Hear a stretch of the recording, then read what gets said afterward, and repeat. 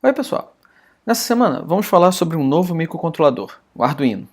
Assim como o Raspberry Pi, ele usa programação para controlar dispositivos, só que ele faz isso de um jeito diferente. A gente viu que o Raspberry é uma mistura de PC com microcontrolador, ou seja, além de controlar os dispositivos, a gente podia acessar vários programas dentro de um sistema operacional.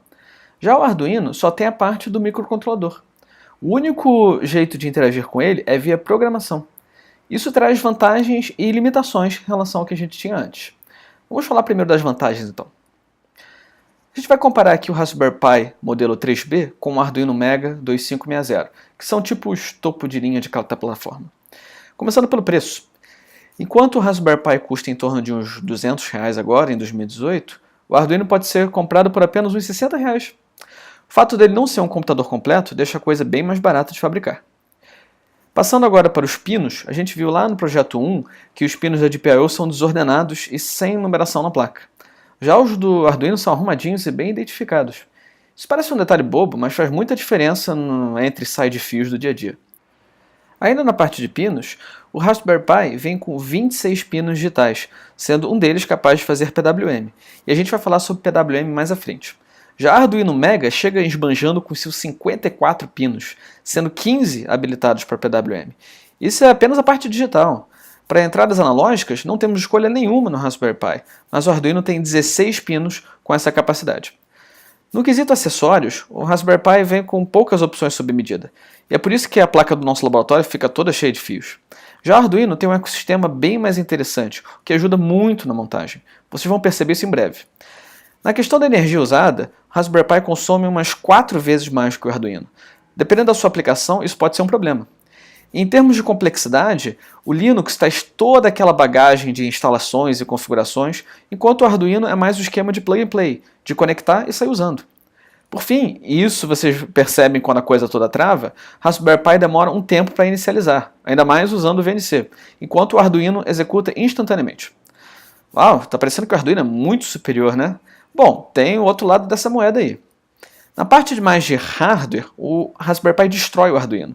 Ele vem com um processador ARM de 4 núcleos de 1.2 GHz, comparado com o sigelo núcleo de 16 MHz da concorrência, ou seja, quase 100 vezes mais rápido.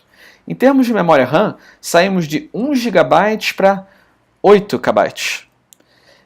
De espaço em disco, a coisa cai de 64 GB para meros 256 KB. E se você quiser se conectar à internet ou com outros dispositivos, Raspberry Pi já vem com Wi-Fi e Bluetooth, enquanto o Arduino precisa de acessórios para isso. E se você precisasse de outros programas e serviços de apoio, a gente tinha todo o poder do sistema operacional Linux. O Arduino não tem nada disso, não dá nem para salvar ou ler um arquivo dentro dele. E por isso, o Raspberry Pi não precisa de um outro computador para ser operado, ele já é autônomo. O Arduino não, ele precisa de um computador para ser programado. Falando em programação, a gente usou Python para controlar a GPIO, que é uma linguagem bem fácil de usar, mas tinha até várias outras opções. Já o Arduino está limitado a C, C++. Por fim, temos um empate técnico aqui. Nenhum dos dois roda Crysis. E já que vamos usar C, C++ no Arduino, nada mais justo começar com uma revisão / resumo rápido dessa linguagem.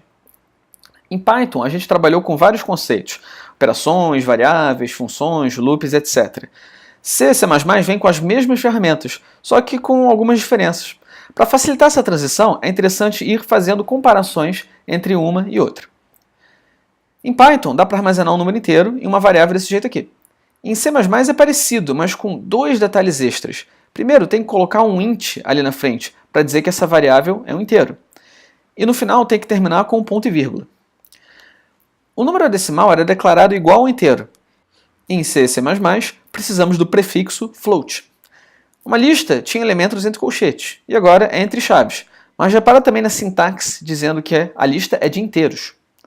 O texto era declarado com aspas duplas e continua assim, mas o tipo passa a ser uma lista de caracteres. E o booleano true/false de antes também existe em C++, mas agora com T e F minúsculos e com o tipo bool no começo. Detalhando mais a parte de lista, o acesso a elementos é basicamente o mesmo nas duas linguagens, com o índice começando em 0 e podendo alterar um elemento qualquer da lista. O texto agora é uma lista de caracteres, E assim como nas listas da tela passada, o acesso a caracteres é feito com a mesma notação entre colchetes. Mas a comparação com o caractere tem que usar aspas simples, em vez de aspas duplas de antes. Mais para frente a gente vai ver um jeito mais interessante do Arduino para lidar com textos, tá? A linha de comentário começava com hashtag em Python, agora é com //. E a importação de funções, que usava o from e o import, agora se faz com hashtag include, seguido do nome da biblioteca entre maior que e menor que. Sem entrar muito nos detalhes sobre esse .h aí no final, basta saber que C++ usa um arquivo .h de declaração das funções da biblioteca, separado do arquivo .c ou .cpp que implementa essas funções. E falando em funções, a gente viu como declarar as nossas usando o def. Em C++, a notação é parecida, mas com os prefixos para o tipo de variável que vai ser retornado pela função e do tipo da variável recebida. Em vez de usar tabulação para encapsular o código dentro da função, usamos chaves. A chamada dessa função é praticamente a mesma entre as duas linguagens, só não esquece o tipo de variável e do ponto e vírgula no final. E uma função pode não retornar nada. No caso de C++, você precisa colocar o tipo de retorno como void, que em inglês significa vazio. Um if com uma condição e outra seria traduzido desse jeito aqui, com dois e comerciais, além dos parênteses e novamente as chaves. O elif agora passa a ser else if, o que fica bem mais legível, e o or vira duas barras verticais. O operador diferente de continua o mesmo, assim como o else. Por fim, na parte de repetições, o while de Python é bem parecido com o de C++. A gente só precisa colocar o parênteses e as chaves. Já o for fica um pouco mais complicado. Antes a gente podia fazer a repetição de 0 até antes de 5 usando range. Agora a expressão fica desse jeito aqui. Isso quer dizer, inicie o i como 0, ponto e vírgula, a cada ciclo, enquanto o i for menor que 5, ponto e vírgula, aumente o i de 1 em 1. Ok, vamos para a parte de hardware. Começando com uma introdução sobre o Arduino em si. A página da Wikipedia descreve o Arduino como um microcontrolador de hardware livre, de baixo custo, flexível e fácil de usar. Essas características todas levaram a uma explosão de modelos e vendas pelo mundo. O modelo mais popular é o Uno. Ele tem um ótimo custo-benefício em termos de recursos. Uma versão mais incrementada dele é o Mega 2560, que tem um hardware mais poderoso e vem com mais pinos. E também fizeram versões mais exóticas como o Explora, que já vem com um botão de joystick, e o Nano, que é super portátil. Na nossa disciplina, vamos usar o Mega, mas vale lembrar que a lógica geral de programação seria a mesma para todos eles. Vamos identificar então o que temos no Mega. Na parte de baixo tem os pinos digitais, que nem os do Raspberry Pi. Na direita tem mais pinos digitais, só que alguns com habilidade extra de PWM e outros que também podem ser usados para comunicação serial. Ali na esquerda temos alguns pinos para terra e tensão de 3.3 volts e 5 volts, e os pinos que podem receber entrada analógica. Além dos pinos, o Arduino Mega também traz um LED interno, que é ótimo para quem está começando e ainda não tem dispositivos, o botão reset e a porta de alimentação e comunicação para toda a placa. E eu comentei lá no começo que existem vários acessórios sobre medida para o Arduino, chamados de shields. Um deles é o de multifunção, que lembra um pouco aquela plaquinha dos projetos anteriores. Tem também shield com Wi-Fi, outro com relés, se você quiser controlar aparelhos elétricos mais potentes, e até mesmo um tipo joystick. E todos eles se encaixam diretamente no Arduino Uno ou no Mega, sem precisar daquela confusão toda de fios que a gente tinha até agora. E nessa aula a gente vai trabalhar com o multifunção. O shield multifunção vem com 4 LEDs pequenos, 3 botões digitais, uma campainha ativa e 4 displays de 7 segmentos. E esses componentes se conectam nesses pinos do Arduino. Como sempre, você não precisa decorar nada disso. Vai ter sempre o slide para relembrar. Ok, legal, mas como a gente faz para programar o controle disso tudo? Existe um editor de código para o Arduino, com versões para Windows, Mac e Linux. Ele pode ser baixado gratuitamente no site do fabricante. Para o editor se comunicar com o Arduino, você precisa definir o modelo que você vai usar. No nosso caso, é o Mega 2560, e em que porta USB do computador está conectado. Essa parte pode variar com o tempo, mas o nome aparece direitinho no menu. Essa parte dá uns erros às vezes. Nesse caso, a gente faz o bom e velho truque de desconectar e conectar de novo até funcionar. E lembra que o esquema aqui é diferente. O editor Tony rodava diretamente no sistema do Raspberry Pi. Aqui, o editor está rodando no seu computador, lendo os códigos salvos no seu disco.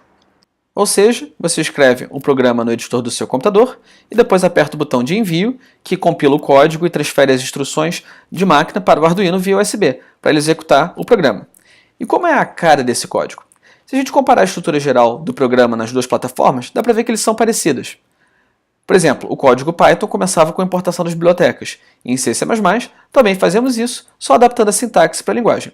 Depois vinha a parte de declarar as funções. No Arduino é a mesma coisa. Em seguida, tinha a inicialização dos componentes, como LEDs e botões. No Arduino, uma parte dessa inicialização continua em variáveis globais e a outra parte fica dentro de uma função setup. E finalmente, a gente terminava com o loop infinito, que agora ficará dentro da função loop. Essas duas funções loop e setup são obrigatórias e definem a lógica principal do programa. Quando ele começa a rodar, a função setup é chamada uma vez, para inicializar todos os componentes necessários. Em seguida, a loop é chamada constantemente, sem parar. E quando eu digo sem parar, eu quero dizer sem parar mesmo. Se o Arduino estiver ligado, ele vai estar sempre rodando o último programa carregado. E não dá para parar ele não, só dá para reiniciar. Uma alternativa para parar é remover esse programa colocando um outro no lugar. Um programa em banco que não faz nada, por exemplo. Vamos começar com um programinha bem simples então, que só fica imprimindo um texto várias vezes. Na função setup, eu inicializo a comunicação serial entre o computador e o Arduino. Esse número é a taxa de transmissão em bits por segundo, e 9600 é o valor padrão. A gente vai ver mais detalhes sobre isso no projeto 9. Na função loop, imprimimos uma linha de texto com a função serial.println, ln do inglês line, e esperamos 1000 milissegundos, ou seja, 1 segundo. Como a função loop é chamada várias vezes pelo Arduino, como se fosse um while true, o texto é repetido a cada segundo. Se você escrever esse programa e clicar em rodar, ele é transmitido para o microcontrolador e nada acontece. O Arduino não tem uma saída de vídeo, então para onde está saindo o texto que a gente escolheu? Na verdade, a println está enviando a string para o nosso computador via comunicação serial USB. Ou seja, o mesmo cabo que alimenta e envia o programa recebe também as mensagens de print. E para você ver essas mensagens no computador, você tem que clicar no botão do canto com a lupa, que abre uma janela tipo terminal. Bom, isso foi só um aquecimento. Vamos ver como faz para controlar dispositivos, começando com o bom e velho LED. Eu já expliquei lá no projeto 1 como ele funciona por dentro, mas o que eu não mencionei é que ele pode ser conectado ao microcontrolador de dois jeitos diferentes. O primeiro seria o jeito mais intuitivo. A gente pode colocar uma perna do LED no Arduino e a outra no Terra. Assim, a gente envia um nível de tensão alto, tipo 5 volts, para ligar, e um nível baixo, tipo 0 volts, para desligar.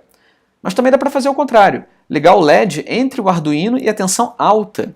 Aí a lógica de controle fica invertida. O Arduino envia um nível alto para apagar e um nível baixo para acender. A vantagem desse método é que ele consome menos energia quando o LED fica apagado, e por isso ele é usado tanto no shield multifunção de agora, quanto da nossa placa anterior. Jean, e por que eu preciso saber desses detalhes? Bem, isso vai explicar o código a seguir. Para deixar tudo bem organizado, vamos declarar uma variável LED do tipo inteiro igual a 13, guardando o pino onde ele está conectado. E embaixo disso, a gente começa a função setup com a função pinMode, para dizer que o pino do LED é do tipo saída. Em seguida, temos a função digitalWrite, para enviar uma tensão alta nessa saída e apagar o LED. Depois vem a função loop, onde a gente pode, digamos, escrever para essa saída ficar low, o que acende o LED. Nesse programinha simples, o primeiro digitalWrite é desnecessário, porque o comando no loop muda o estado logo em seguida. Mas é uma boa prática escrever o estado depois do pinMode, para garantir que ele começa do jeito que a gente quer.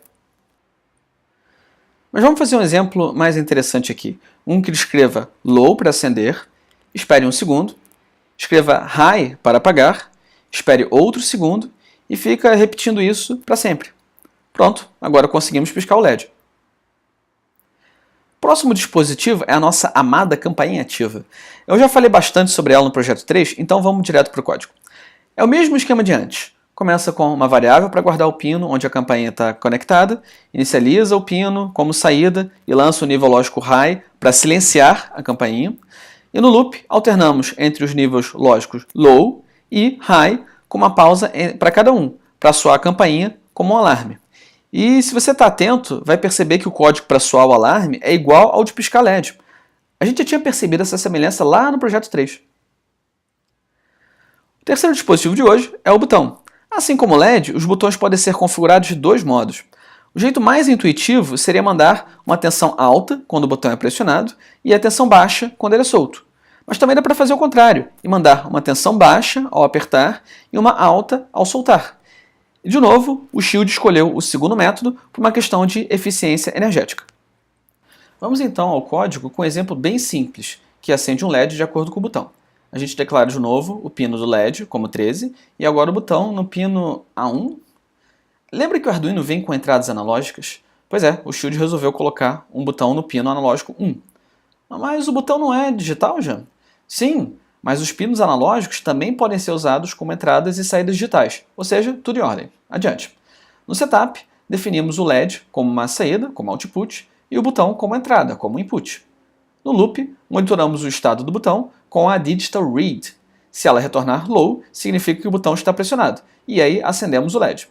Caso contrário, o botão está liberado, e aí apagamos o LED. Não esquece que nesse Shield o low significa aceso ou pressionado, enquanto o high é apagado ou liberado.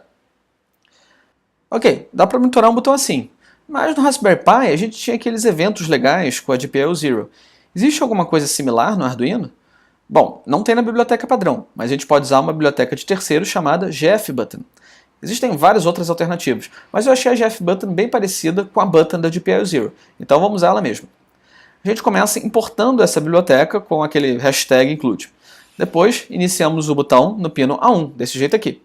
Na função setup, depois de iniciar a comunicação serial, usamos a setPressHandler e a setReleaseHandler para associar nossas funções aos eventos de pressionar o botão e soltar o botão. É a mesma ideia do whenPressed e whenReleased de antes. No loop, chamamos a função process do botão, para que ele fique monitorando o botão constantemente. E atenção, não esquece de chamar a process aqui, ok? Um esquecimento comum que faz a coisa toda não funcionar. Por fim, é só definir a função do botão pressionado e do botão solto, imprimindo um texto qualquer. As duas recebem uma referência ao botão que teve o evento. Você não precisa usar essas variáveis, dado que já temos o botão global, mas coloque elas na declaração mesmo assim para não ter alertas ou erros na compilação do código.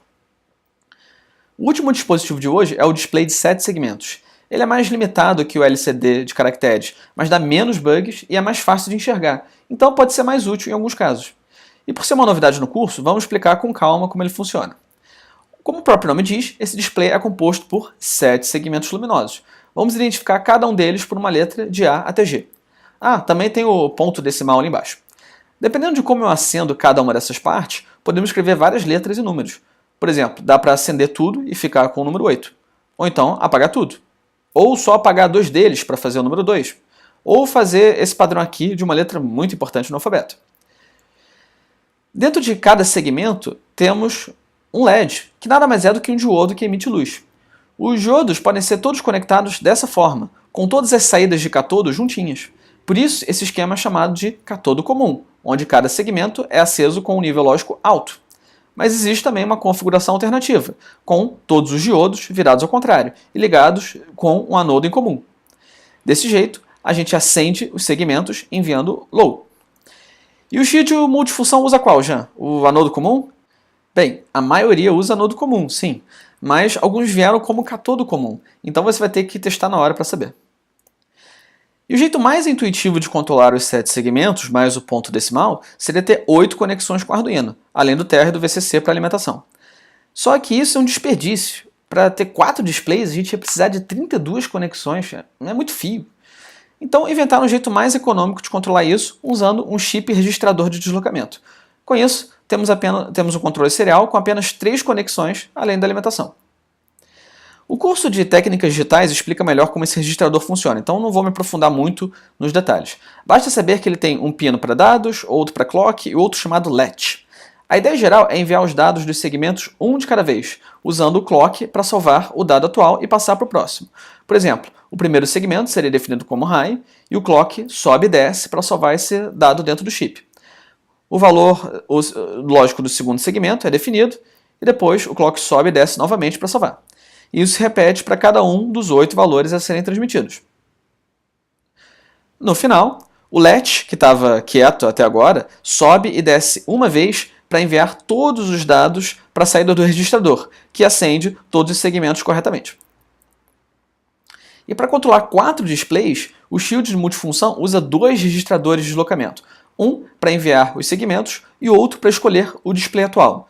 Mas como assim? Por causa da limitação de fios, não dá para acender todos os 4 displays de uma vez. Então o Shield escolhe primeiro o display 1 e envia os dados dos segmentos dele, mostrando o número 7, por exemplo. Ele exibe isso por 1 milissegundo, então muda para o display seguinte, mostrando, por exemplo, o número 9. 1 milissegundo depois, ele passa para o terceiro display, depois vai para o quarto e repete tudo isso de novo. Como essas mudanças todas são muito rápidas, o olho humano acaba enxergando os 4 displays acesos ao mesmo tempo. E se você não entendeu bem a parte de anodo comum e registrador de deslocamento, tudo bem, mas esse esquema aqui é muito importante, porque vai influenciar diretamente no jeito que a gente vai controlar o nosso Shield. Isso não quer dizer que a gente vai ter que implementar todo esse ciclo manualmente. Não. Sempre tem alguém que faz o trabalho pesado. Um tal de Miguel Pinto fez essa biblioteca bacaninha aqui chamada Shift Display. Ele cuida de toda a complicação de segmentos e ciclos. A inicialização do display nessa biblioteca pode ser meio assustadora no começo. Vamos destrinchar esses parâmetros todos aí. Os 3 primeiros são aqueles de pino de LED, de clock e de dados. O quarto parâmetro diz se o display é anodo comum ou cátodo comum, lembrando que você vai encontrar os 2 tipos no laboratório. O quinto parâmetro é a quantidade de displays que temos, 4 no caso. E o último diz respeito à ordem dos 2 registradores de deslocamento. No caso, o nosso envia os dados de segmentos antes de selecionar o display. Depois da inicialização, existem 3 funções importantes. A primeira é a Display Set, que salva o que você quer exibir. No caso, os dígitos 1, 2, 3, 4. Mas isso não exibe nada ainda não. Para isso, você pode chamar a função Update, que faz aquele ciclo de displays uma vez. Outra função é a Show, que alterna ciclicamente entre os displays várias vezes, durante um tempo. E talvez você fique muito tentado a usar essa última opção sempre, só que ela trava a execução do programa inteiro para fazer esse ciclo. Por isso a gente vai usar mais a Update no final das contas. Vamos ao código completo com tudo isso. A gente começa importando a biblioteca, inicializando o display com aqueles parâmetros todos lá de trás, e na função Setup definimos o que queremos exibir. Mas lembra que não vai aparecer nada nesse momento. Na função Loop, a gente chama a Update, que alterna uma vez entre os 4 displays. Mas por estar dentro do loop, esse ciclo vai se repetir para sempre, dando aquele visual 1, 2, 3, 4 para os olhos lentos de um ser humano. E se você colocar o show na setup, ele começaria travando o programa durante 1000 milissegundos para exibir 1, 2, 3, 4. Já na loop, ele voltaria a circular entre os 4 displays a cada repetição, mostrando a sequência 4, 3, 2, 1 pelo resto da execução. Ok, com a função DisplaySet dá para salvar uma sequência de dígitos, por exemplo. Mas há algumas outras opções interessantes. Por exemplo, a função ChangeDot pode definir o ponto decimal em um dos displays, de 0 a 3 no nosso caso, para true ou false, o que acende ou apaga. Mas esse ponto é definido automaticamente se você passar um número decimal. Mas algumas casas decimais podem ser cortadas nesse processo. Se você quiser exibir 2 delas, por exemplo, só tem que passar um segundo parâmetro para a função set. Existe até um terceiro parâmetro para a quantidade de zeros à esquerda. E a set também funciona com textos. Passando uma string no lugar de um número, a biblioteca tenta desenhar os caracteres da melhor maneira possível. E, por padrão, o texto fica alinhado à direita, mas você pode passar uma opção de alinhamento se quiser. Por fim, se você quiser definir manualmente cada segmento, que nem lá no começo da explicação, dá para passar uma lista de bytes relativos a cada display. Esse 0B na frente dos elementos indica que os elementos estão em binário, e cada bit diz respeito a um segmento.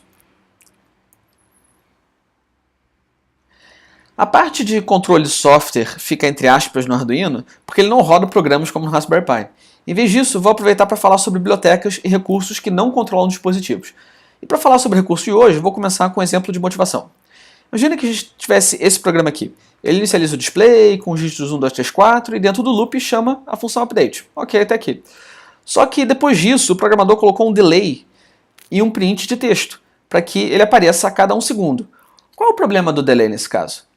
Lembra que a função update acende um display de cada vez, com 1 milissegundo de pausa entre cada um. Mas agora, por causa do delay, o tempo entre o display 4 e o display 1 fica como 1000 milissegundos. Com isso, o olho humano só vai conseguir ver o último dígito, estraga a coisa toda. Ou seja, para fazer esse print recorrente a cada 1 segundo, a gente não pode usar um delay dentro do loop. Em vez disso, temos que usar o nosso bom e velho amigo timer recorrente. Sim, é a mesma ideia que a gente viu no projeto 5. Como eu falei há pouco, o programa do Arduino passa por uma fase de setup e depois fica preso repetindo o código dentro de um loop. Mas dá para fazer uma outra repetição meio que em paralelo a isso, usando um timer recorrente. Para isso, existe a biblioteca Timer1. Ela tem poucos métodos e é bem fácil de usar. Vamos então voltar para aquele código que deu problema. Depois de definir os dígitos do display, a gente inicializa o timer 1 com um período de repetição. Esse monte de zeros aí é porque o tempo está em microsegundos. Depois é só chamar attachInterrupt para dizer qual função será chamada a cada ciclo. Dentro do loop fica a displayUpdate, que agora roda sem nenhum atraso ali. Dentro da função do timer é que vem a parte da impressão do texto, que é chamado a cada segundo. Perfeito. Resumindo a teoria de hoje, a gente fez uma rápida revisão de C++, depois viu como escrever e ler valores lógicos nos pinos do Arduino, como usar a biblioteca GFButton para botões, a Shift Display para o display de 7 segmentos e a Timer 1 para timers. Com isso, vamos começar a nossa jornada com o Arduino em sala.